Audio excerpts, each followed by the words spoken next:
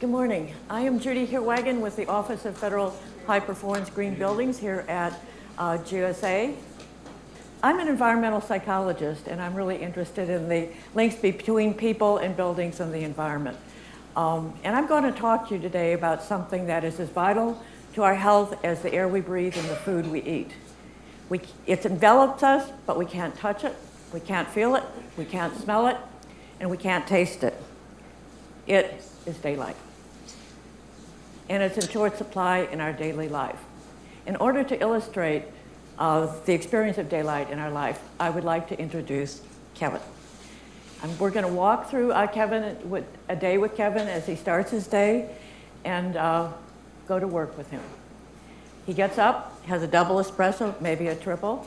He's got his coffee here, a light breakfast, and then he gets into his car, and heads for work, along with thousands of other commuters. He gets to the parking lot that he usually parks in, he gets out, and he heads for his office.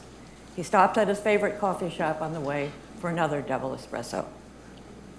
He approaches his building, and he walks in, badges in, says hello to some people because he's very gregarious, and heads off to his office. He walks down the hallway, typical looking hallway here, and he heads into the space where he works. And he settles in, gets his computer going, starts his email, and drinks his espresso. But Kevin is still tired. He doesn't sleep well at night, and he's drowsy sometimes during the day, and every once in a while, he falls asleep at his desk. So what's wrong with Kevin? What's the problem here? Kevin may be experiencing daylight deficit disorder, from staying indoors too much, not getting enough daylight, working and living indoors. So we need to think about what this is, and it's a huge public health problem. In fact, there's real concern right now about the fact that we don't get enough light. And one of the easiest ways to look at the public concern about this, of course, is something we do every day, Google searches. I searched on two terms, one, light and health, and found 2.5 billion results. And then I looked at daylight and health and found 92 million. So there clearly is a real interest in this issue. And it's interesting to ask why. Why do we experience these kinds of issues?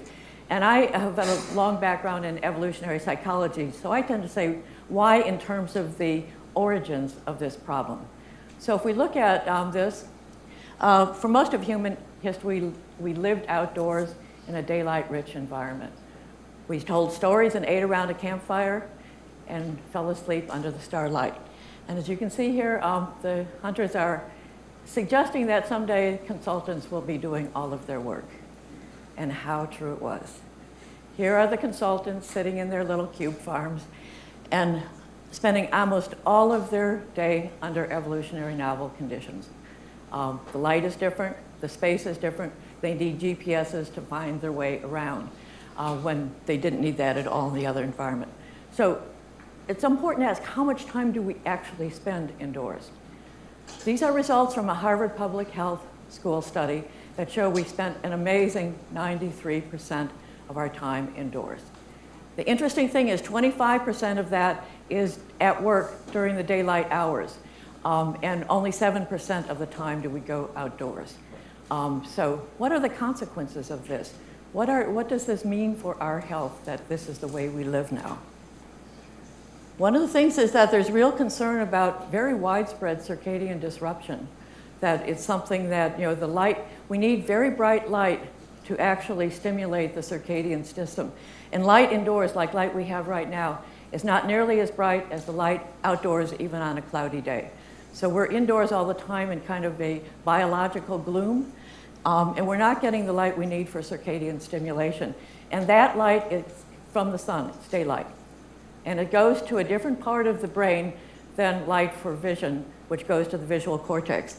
This goes to what is called the suprachiasmatic nucleus deep in the brain, and it is the master body clock. So when we get bright light, it syncs all of our systems in with the daylight cycle so that we sleep well at night and we're awake during the day.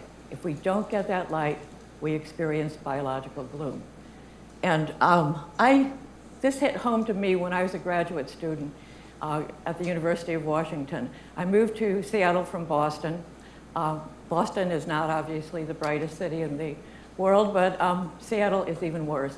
And I was there the first semester in graduate school. It rained worse than today for 3 weeks straight. It's hard to believe that it rained every single day for 3 weeks. I had my REI rain gear, so I knew what to do when it rained. But I wasn't psychologically prepared for how gloomy it was and how depressing it was. And then one day the forecast in Seattle called for sun breaks. And this does not mean partly sunny days, partly cloudy. It literally means sunbeams shining through the clouds, breaks in the clouds, and they will come out every once in a while. And I was in a psychology class when the sun breaks occurred. And the class was called off so we all could go outside and get some sunlight. So I've been interested in this topic, and what I'm going to talk to you about today is a project in my office that Kevin heads up that is looking at daylight in buildings. So why focus on daylight in buildings? I think there are a couple of really good reasons. One is that sustainable design has daylight as a primary feature in it, but it's mostly for energy savings. It doesn't look at the human benefits of this. And the other thing is that what we've already found out is that people spend the vast majority of their waking hours indoors at work. So this suggests that this might be a point of intervention to improve our access to daylight. Because I could tell you to go out for an hour every day, go for a walk around the block, do this and that, and you couldn't fit it into your daylight time. And you'd wind up going to the gym when it's dark, or really, sort of early in the morning. You need the bright light in the morning and the early afternoon hours to get your circadian rhythms going. So what are we doing? We're looking at 4 federal buildings that have been renovated, or one that was built recently with funding from the Recovery Act. And all of them have daylight as a key feature. This is the Wayne Aspinall building in Grand Junction, Colorado. It's a historic building, one of the most energy efficient buildings in the country now. This is Edith Green Wendell Wyatt building in Portland. Kevin, why don't you explain the renovation of this one? So the Edith Green Wendell Wyatt building started out as a project with a facade replacement, and it was built in 1974, and the windows leaked water and air, and the concrete that was holding them in place was beginning to be structurally flawed.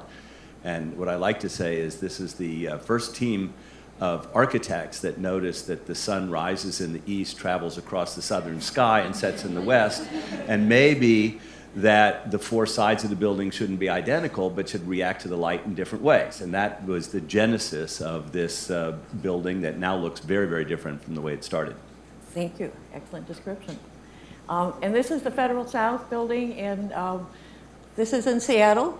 This is the regional headquarters of the Army Corps of Engineers. And it is built around an atrium that is daylight filled, and the offices are around the atrium. And the third one is where you are today. This is the GSA headquarters. And could you say a word about this one too? So this building was built in 1916, first occupied in 1917. It was the first building in Washington that had offices on 2 sides of one corridor. And it was designed originally for the cartographers of the Geological Survey, who were the part of the Department of Interior. This was the interior headquarters.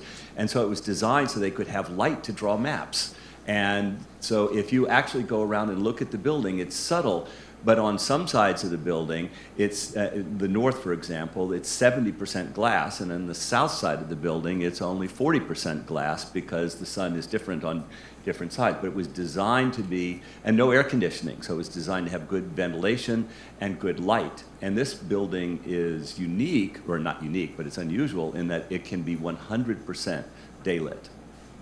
Thank you. Okay, and so what is this research that we are doing? We're working with a team of experts from Rensselaer Polytechnic Institute Lighting Research Center. They are world-renowned for their work on circadian rhythms and daylight. So we've worked with them. They do a photometric analysis of each of the buildings that I showed you in the summer and in the winter and at night and during the day. So we get a full sense of the distribution of the daylight in the building. The one picture on the left shows a luminous camera. So what it does is take the measure of the brightness that the eye sees, rather than foot candles on a desk, which don't tell you anything about brightness. The other one is a dosimeter that was developed by the researchers at RPI, and it actually measures what the eye sees, and it calculates a circadian stimulus of the light. And this is what's important then for understanding the value of light for health. Are people getting sufficient circadian stimulus to actually influence those biological rhythms in the body? They keep these up for 2 weeks in various parts of the building, so it's well sampled, so we get a real sense of the distribution of the light. And now, Kevin is a study participant too. Oh, he's got it around his neck. Excellent. We also had people in each of the buildings be study participants who wore the dosimeter around their neck during the day, and then a wristband at night. They wore these for 7 days straight at home and at work, so that we could really begin to see how much light they were experiencing when they were indoors in all of these buildings, and what happened when they were outdoors. Kevin, you want to talk about your experience? I just want to say one thing. First of all, I got a lot of cool information from the researchers when it was over. But the most fun thing about wearing this little device is walking around the city and having people say, "What are you doing?" And is it from Google? And yeah, well, or the coffee shop person who said, "Are you trying to, see what our customer service is like? Are you videotaping us?" And so it really made me get the elevator speech down really, really well, and then engage in tremendous conversations. I didn't know that, and it was wonderful. So Kevin is an ideal subject. So what are we learning? The important thing, this research is not over, but we really want to begin to take these results out, talk to people about them, and sort of get some feedback. So we're not playing typical researchers who wait 2 years before they get anything out. We're doing this. We need to get the data out and get it discussed. So it's a very deliberate tactic to do this differently. First thing that we're learning is that people get more light indoors than anywhere else, even in the summertime. Indoors at work, I'm talking about. And this really validates the approach we're taking, because we were asking whether, in fact, people could get enough light at work indoors so that they could have the right circadian stimulus. And this is validating, yes, that this is a point of intervention that people have never thought about before. The second point is that location matters, just as in real estate. It's obvious that people near the windows would probably get more daylight than those farther away, but we're also learning that people on the north side of the buildings get more daylight, and that's because they don't close their shades. They don't have the same kind of glare, so they get a continuous level, maybe lower than you'd have on the other side, but that it is a continuous level of light. Third is that if sufficiently bright, indoor light can actually influence sleep. In the Aspinall building, where we've done both summer and winter, we're finding that the people in the building who had the most light actually slept an hour longer at night. This is a very significant health impact. If we can begin to do that in other buildings, we can really work with the public health people on this. The fourth one is that, unfortunately, a lot of people are still in biological gloom. This has to do with the way we place people in space. It has to do with interior design. It has to do with human behavior and shade use. Lots of things go into it, much more than just windows. And this is one of the things that we're going to be looking at. But computers are a key driver of a lot of this. People close their drapes because they want to be able to see their computer screen and don't put them back up. When Kevin was talking about the people doing maps, they weren't on computers. They were on paper, so that the visibility was much better. You wanted that daylight in. And now we're living in biological gloom because of these devices we use, because they are self-emitting light. And actually, they're really bad to use late at night because they have blue light, which is the light that is really responsible for circadian functioning. And it's morning light that suppresses the melatonin in our bodies that comes on when we sleep. So this is the problem. And Kevin and I have talked about, so do you want to mention it? Yeah, we're actually thinking that we need a new invention. And we're trying to figure out how to get this invention so you don't need that umbrella that you see in there to protect your screen, and you can deal with the glare issues. And we think that it is possible to develop a physical device that'll solve this problem. And that's our goal for the next year. Yes, so because if that's the problem, then we have to focus on solving that problem, or we'll never get daylight into because people have to work. That is the thing that is most important to them. They like the daylight, but they also like to get their work done better and on time and all of those things. So we need to look at that as a focus of what it is that we're doing. And here, we look at, we're not gathering data just for data's sake.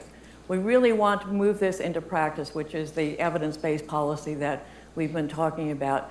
One of the things we're going to do late in April is to gather an interdisciplinary group of interior designers, architects, people who deal with building science, looking at how you measure things, behavioral scientists, and folks who deal with organizational effectiveness and culture. And we're going to present the data to them, and we're going to ask them, okay, this is a problem. We've got this big problem space. What is it that we can do to improve the penetration of daylight in the space? What are the design solutions? What are the window solutions? What are the technology solutions? And come up with solution sets that can be implemented that we can then test in the future and see whether, in fact, they're working. So, what can you do now? You can sit by the windows, obviously, as much as possible. You can go outdoors for your coffee like Kevin does all the time, so you can just go do that rather than going to the coffee nearby here. You can take breaks during lunch. Don't sit at your desk and eat, just go for a walk. These are things that you can start to integrate in your everyday life. We know that it's hard to do these things, and we really do need to think about doing our designs differently. So imagine you were in a building that was deliberately designed for around daylight and thinking about the health of people, not just the energy benefits of daylight.